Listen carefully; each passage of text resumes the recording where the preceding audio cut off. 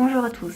Alors aujourd'hui, je me retrouve avec une recette sucrée et plus particulièrement une recette de petit déjeuner et surtout petit déjeuner fait maison. C'est ma recette du granola. Alors, le granola maison a l'avantage que tu mets ce que tu veux dedans. Tu doses tous tes ingrédients. Comparé aux céréales que tu peux retrouver au supermarché, tu peux doser ton sucre, ton huile. Si tu as envie de mettre des amandes, tu mets des amandes. Si tu as envie de mettre des pépites de chocolat, tu mets des pépites de chocolat. Si tu n'aimes pas les noisettes, et bien t'en mets pas. Tu as l'avantage de créer ta recette de céréales parfaite et surtout très saine.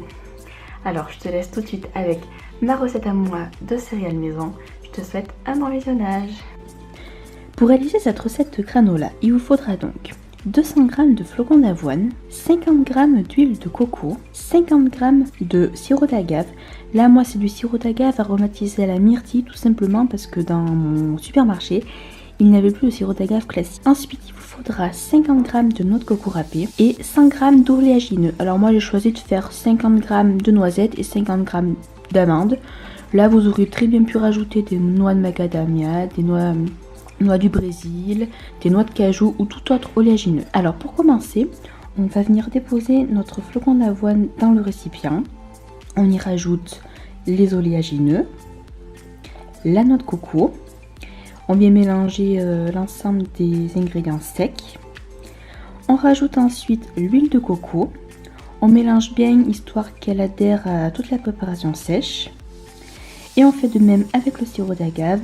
On vient le déposer et on mélange.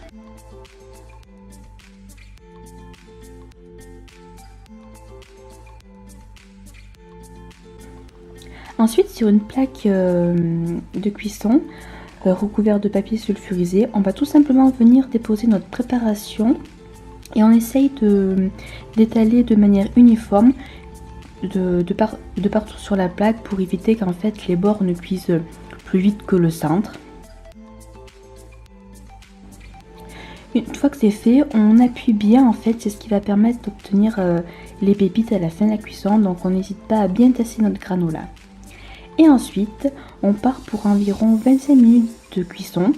Là en fait, ça dépend de votre four, il faut régler, je dirais entre 20 et 30 minutes, histoire de toute façon, il faut rester derrière le four et au bout d'une vingtaine de minutes, voir comment ça colore. Une fois les 25 minutes passé, on sort notre granola du four et là on va venir attendre qu'il refroidisse entièrement en fait avant de le décoller du papier sulfurisé. Une fois qu'il est bien refroidi, on va venir en fait tout simplement rabattre les deux bords du papier sulfurisé.